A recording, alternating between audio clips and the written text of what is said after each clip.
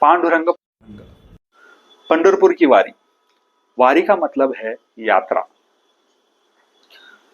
तो अगर आपको महाराष्ट्र के बारे में 100% समझना है ना, तो आपको ये वारी के बारे में भी समझना पड़ेगा, नहीं तो आप महाराष्ट्र को नहीं जानते हो। ये वारी एक महाराष्ट्र की आत्मा है। तो ये 800 साल पुरानी परंपरा जो संतों और ज्ञानियों द्वारा स्थापित है, आज भी क्यों प्रचलित है, क्या होता है इसमें। तो ये देहू और आळंदी से जो पालकी निकलती है, उसमें संतों की पादुकाओं को लेके पंढरपुर तक लोग जाते हैं। संत कौन? नामदेव, तुकाराम, ज्ञानेश्वर, ये बहुत ही बड़े बड़े संत हैं।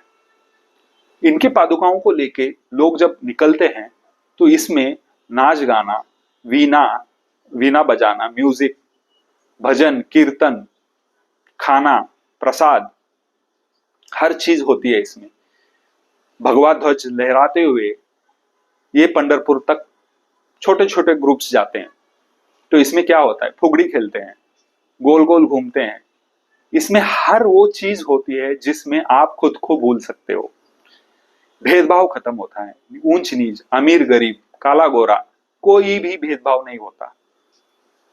अद्वैत भाव में सारे लोग ये प्रवास करते हैं 21 दिन के लिए नंगे पैर। हमको लगता होगा 21 दिन चलना कितना मुश्किल होता होगा, थकान होती होगी, लेकिन जो भक्त की आस है ना विट्ठल से मिलने के लिए, जो खुद विट्ठल इस भक्त से मिलने के लिए खड़ा है उधर अपने कमर पे हाथ रखते हुए, तो वो जो आस है ना, वो अपने आप इस भक्त को पंढरपुर तक लेके जाती है। तो हम समझते हैं ये विट्ठल, पांडुरंग मतलब विष्णु। विष्णु क्या है? ये नाम कैसे आया? विष्णु का मतलब ये पूरे विश्व का अणु, पूरे विश्व का पार्टिकल। अणु का मतलब है पार्टिकल, और आज साइंस उसको गॉड पार्टिकल बोलता है। तो ये पूरे प्रवास में होता क्या है? जैसे कि हर कोई अपने आप को भूल के इस प्रवास में, इस यात्रा में चलते चलते जाते हैं। तो ये जो अणु है ना, मतलब हर एक भक्त की आत्मा परमात्मा को मिलने जा रही है। एक आत्मा जिसको मैं अणु बोल रहा हूं, ये परमात्मा जिसको पांडुरंग बोल रहा हूं, उनको मिलने जा रही है। मतलब हो क्या रहा है कि ये बूंद जो है ना, हर एक बूंद इस यात्रा में सागर से मिलने जा रही है। ये 21 दिन की यात्रा के बाद जब वहां पे हम पहुंचते हैं, चंद्रभागा ये नदी है, यहां पे भक्त स्नान लेते हैं। ये स्नान के बाद ईश्वर विट्ठल मतलब पांडुरंग का दर्शन लेने के लिए जब मंदिर में जाने की कोशिश करते हैं, ये भयंकर भीड़ रहती है वहां पे। लाखों में लोग उमड़े हुए रहते हैं, लाखों करोड़ों में लोग। फिर भी भक्त उनको देखे बिना जाते नहीं है, क्योंकि उनको पता है जब अपनी नजरें उस विट्ठल से मिलेगी तो क्या होगा, सारे दुख खत्म हो जाते हैं, द्वैत भाव खत्म होता है, बूंद सागर से मिल जाती है, आत्मा परमात्मा से मिल जाती है, और वहां पे स्वयं परमात्मा बन जाते हैं। मतलब ये जो वेदों का जो सार है, तत्वम असि, अहम ब्रह्मास्मि, उसका अनुभव उधर होता है। पूरी यात्रा में जो खाना बनता है वो एक प्रसाद की तरह ग्रहण किया जाता है, किसी भी भेदभाव के बिना सबको दिया जाता है।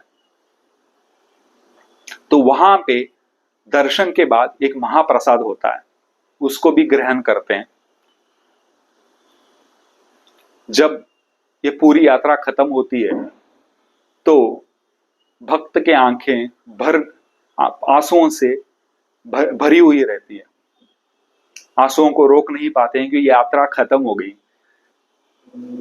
या अद्वैत भाव जो है ना, वो खत्म होने का एहसास उनको रुलाता है।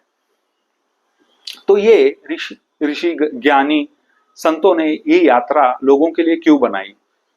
क्योंकि वो इस भाव को समझे ये होता क्या है। अद्वैत भाव क्या होता है?